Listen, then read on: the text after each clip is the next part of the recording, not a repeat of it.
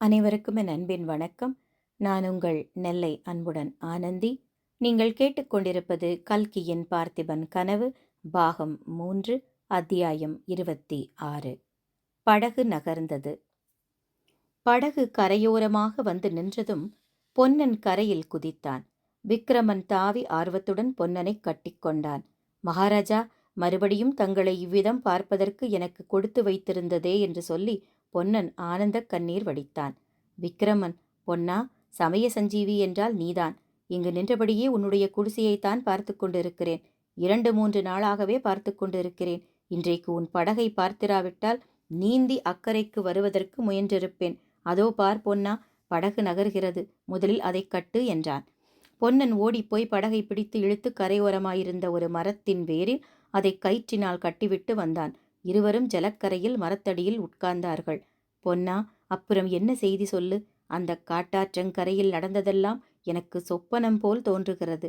இன்னும் கூட நான் கனவு காண்கிறேனா, அல்லது உண்மையாகவே நமது அருமை காவிரி நதிக்கரையில் இருக்கிறேனா என்று சந்தேகமாயிருக்கிறது. நீ எப்போது என்னை பிரிந்து சென்றாய்? ஏன் பிரிந்து போனாய் என்று விக்கிரமன் கேட்டான். ஐயோ மகாராஜா, நான் எவ்வளவோ பிரயத்தனம் செய்து வைத்தியனை அழைத்து கொண்டு வந்து பார்க்கும்போது உங்களை காணவில்லை. அப்போது எனக்கு எப்படி இருந்தது தெரியுமா? வைத்தியனை அழைத்து வர போனாயா? எப்போது? எல்லாம் விவரமாய் சொல்லு பொன்னா. அன்று ராத்திரி மகேந்திர மண்டபத்தில் நாம் படுத்து கொண்டிருந்தது ஞாபகம் இருக்கிறதா மகாராஜா? ஆமாம், ஞாபகம் இருக்கிறது. ஐயோ, அன்றிரவை நினைத்தாலே என்னவோ செய்கிறது பொன்னா. மறுநாள் காலையில் நாம் உறையூருக்கு கிளம்புவதென்று தீர்மானித்து கொண்டல்லவா படுத்தோம். அவ்விதமே மறுநாள் அதிகாலையில் நான் எழுந்திருந்தேன். உங்களையும் எழுப்பினேன். ஆனால் உங்களுக்கு கடும் ஜுரம் அடித்து கொண்டிருந்தது. உங்களால் நடக்க முடியவில்லை. சற்று நடந்து பார்த்துவிட்டு திரும்பி வந்து மண்டபத்தில் படுத்து கொண்டீர்கள். நேரமாக ஆக உங்களுக்கு ஜுரம் அதிகமாகிக் கொண்டிருந்தது. நான் என்ன தவியாய் தவித்தேன் தெரியுமா? தங்களை தனியாய் விட்டுவிட்டு போகவும் மனமில்லை. பக்கத்தில் சும்மா இருப்பதிலும் உபயோகமில்லை. கடைசியில் பல்லை கடித்து கொண்டு வைத்தியனை கூட்டி வர கிளம்பினேன். வைத்தியன் லேசில் கிடைத்தானா? எப்படியோ தேடி பிடித்து ஒருவனை அழைத்து கொண்டு வந்து பார்த்தால் மண்டபத்தில் உங்களை காணோம். எனக்கு பைத்தியம் பிடித்தது போல் ஆகிவிட்டது. அப்புறம் என்னதான் செய்தாய் என்று விக்கிரமன் கேட்டான்.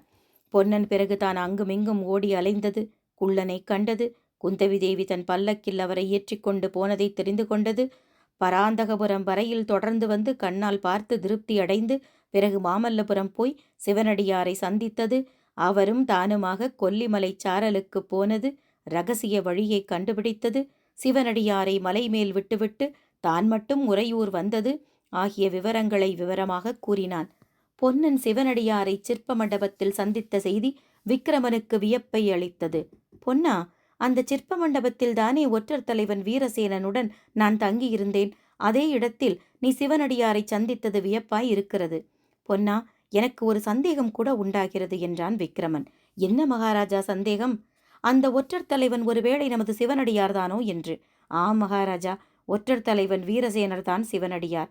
நான் மாமல்லபுரத்து சாலையிலிருந்து குறுக்கு வழி திரும்பிய போது எனக்கு முன்னால் ஒரு குதிரை வீரன் போவதை பார்த்தேன். தாங்கள் சொன்ன அடையாளங்களிலிருந்து அவர்தான் வீரசேனர் என்று ஊகித்து கொண்டேன். அவரே சிற்ப வீட்டுக்குள் நுழைந்துவிட்டு சற்று நேரத்துக்கெல்லாம் வெளியே வந்தபோது ஜடாமகுடத்துடன் சிவனடியாராக வந்தார். ஐயோ, அப்படியானால் நான் உண்மையில் யாரென்று பல்லவ சக்கரவர்த்தியின் ஒற்றர் தலைவனுக்கு தெரியும். ஆனால் ஆதி முதல் நமக்கு உதவி செய்து வந்திருப்பவர் அவர்தான் அல்லவா? இப்போது என்னை காட்டிக் கொடுத்து விடுவாரா? ஒரு நாளும் மாட்டார் சுவாமி. அவர் பல்லவ சக்கரவர்த்தியின் ஒற்றைப்படைத் தலைவரான போதிலும் போர்க்களத்தில் தங்கள் தந்தைக்கு வாக்குறுதி கொடுத்திருக்கிறார். அவரால் ஒரு அபாயமும் இல்லை.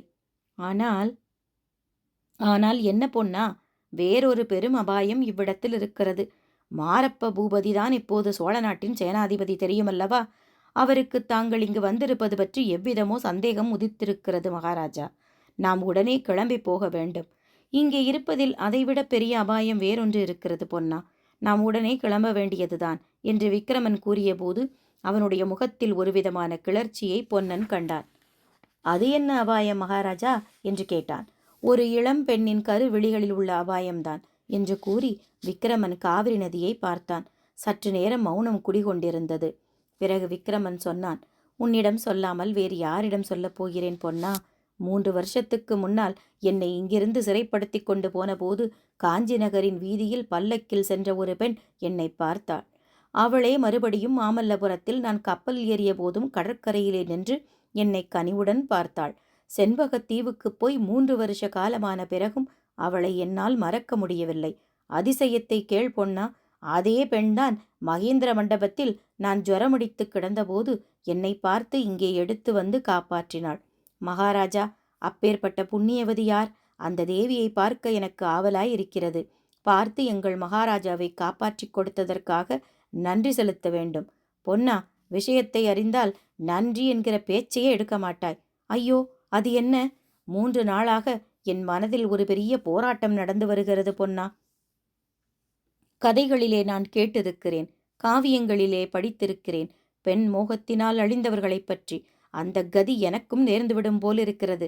மேனகையின் மோகத்தினால் விஸ்வாமித்திரர் தபஸை இழந்தாரல்லவா, அம்மாதிரி நானும் ஆகிவிடுவேனோ என்று பயமாயிருக்கிறது. அந்த பெண் பொன்னா அவ்வாறு என்னை அவளுடைய மோக வலைக்கு உள்ளாக்கிவிட்டாள்.